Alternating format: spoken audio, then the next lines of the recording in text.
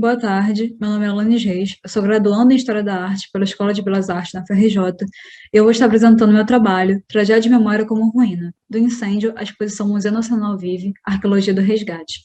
onde eu pretendo apresentar algumas reflexões acerca do incêndio do Museu Nacional, ocorrido em setembro de 2018, e a posterior exposição Museu Nacional Vive, Arqueologia do Resgate, realizada em 2019 no CCBB do Rio de Janeiro. E para se pensar a questão da tragédia e sua interferência na transmissão da memória, foram consideradas contribuições trilhadas por teóricos ligados às questões da memória, narrativa e história, como Walter Benjamin e seus contemporâneos Jeanne-Marie Gagnaban e Paul Ricoeur. Então, em fevereiro de 2019, era inaugurada no Centro Cultural Banco do Brasil do Rio de Janeiro a exposição Museu Nacional Vive, Arqueologia do Resgate, quase 6 meses após uma violenta ruptura na história do museu, resultada do incêndio no Palácio de São Cristóvão em setembro de 2018, ano do seu bicentenário. Na foto apresentada, é possível ver o museu em ruínas no dia seguinte ao incêndio, que foi tirada por um drone. O tamanho da perda do mais antigo museu brasileiro em atividade e seu acervo de 20 milhões de peças, o quinto maior acervo do mundo, é inestimável até hoje, não apenas no sentido material, seja com a perda ou danificações de artefatos, documentos, ou até mesmo a própria estrutura do palácio em si, mas também no sentido de que diversos conhecimentos, narrativas e provas de existências foram apagados da história, impossibilitados de continuarem a serem revisitados e transmitidos. Então, a partir desses acontecimentos, do incêndio e da exposição, é possível tecer relações e reflexões sobre como a história material e a memória têm sido tratadas no país e quais possíveis olhares para o futuro, a partir dessas centelhas de esperança resgatadas de sua segunda morte em meio a momentos de perigo, esses tais como os atuais e constantes desmontes da cultura e educação, que não cessam de reproduzir novas, ou, segundo Benjamin, contínuas e permanentes catástrofes.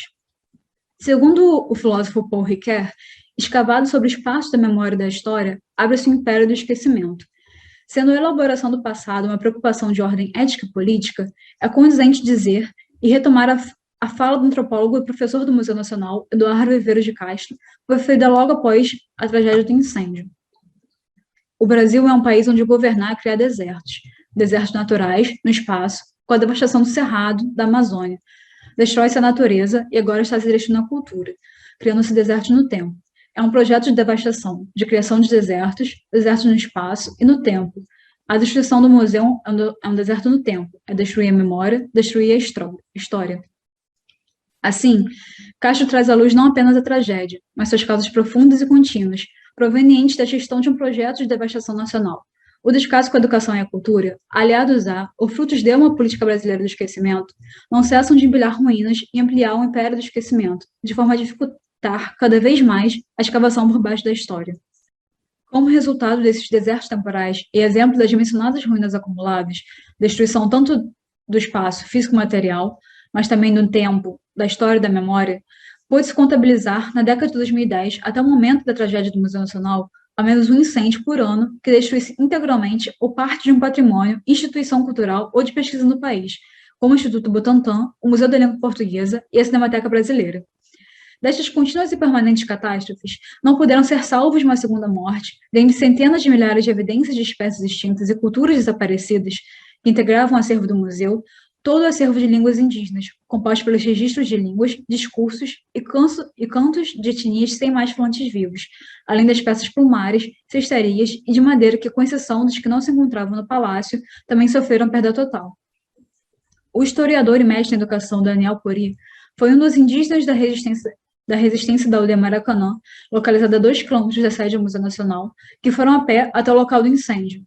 Naquele momento, o fogo, que era visível da aldeia, já havia consumido os registros orais, fotografias e peças de seu povo puri, considerados extintos pela Fundação Nacional do Índio. Em entrevista após o ocorrido, Daniel Pori revela, em meio à tragédia, a face do etnocídio. O material que ali estava servia de base para pesquisas de nosso povo e de muitos outros povos nativos do Brasil. Era uma forma de ter reconhecido a nossa cultura e afirmar nossa existência. Sem eles, é como se fôssemos extintos novamente. O apagamento de sua história, cultura e existência, decorrente do processo de uma segunda extinção, nos traz certas indagações, que memórias são elegidas como prioritárias de resgate em detrimento das que se tornam reféns do esquecimento. E, a partir disso, qual a história do Brasil está sendo construída e transmitida através da elaboração do passado?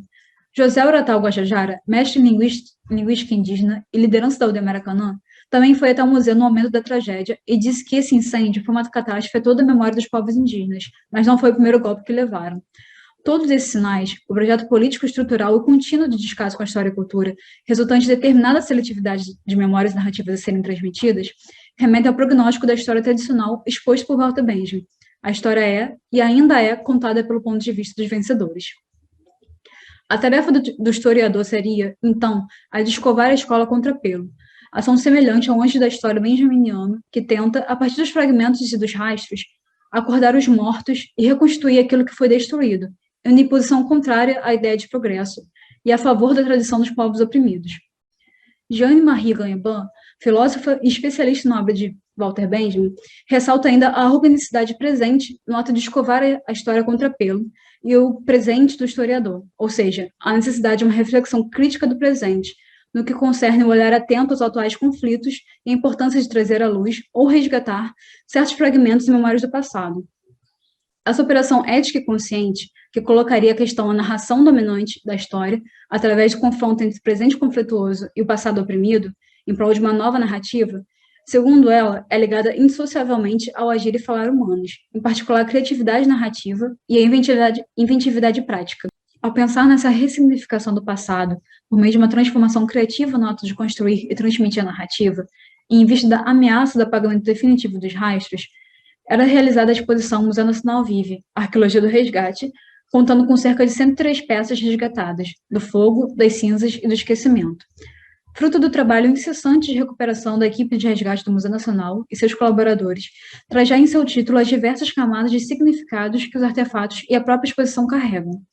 Sendo a arqueologia a ciência que estuda os aspectos da humanidade a partir de vestígios materiais da presença humana, a arqueologia do resgate apresentava não apenas fragmentos resgatados do acervo e da história do museu, mas também o retrato de trabalho e esforço coletivo para tal. Nas imagens apresentadas, a uma das salas da exposição do CCBB,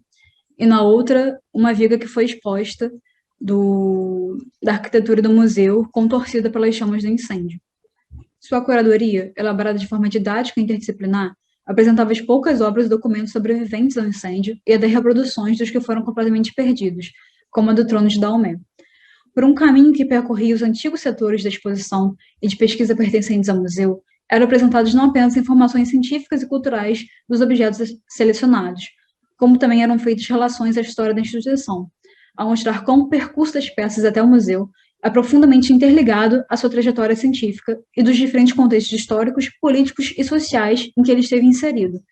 além de, é claro, indicações a respeito de quais alterações decorreram do fogo e destruição do palácio, como modificação de cores e superfícies. Na seção dedicada à geologia, foram expostos lado a lado duas variedades do quartzo, uma ametista, salva do incêndio, de cor violeta, e outra que, devido às altas temperaturas que sofreu no incêndio, tornou-se amarela, cor característica do mineral citrino. E isso poderia ser uma possível analogia para o fato de que, embora as excessivas adversidades que a pesquisa brasileira se encontra, ela não teve seu fim, mas sobreviveu, transformou-se e continuou com sua importante função de tornar público o conhecimento.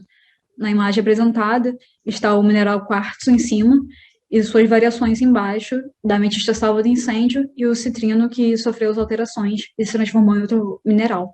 Apesar de incessantes investidas de desmonte e desqualificação do Museu Nacional como uma instituição científica, histórica e cultural, como a recente investida do governo de transformá-lo em centro turístico dedicado à família imperial, a exposição apresenta-se como uma centelha de esperança, ao mostrar que, assim como o meteorito Santa Luzia, exposto em sua entrada que suportou as 6 horas que duraram o incêndio, o Museu Nacional vive e resiste como corpo coletivo, gerador de conhecimento, transmissor de narrativas e existências passadas e portador da memória histórica e científica brasileira.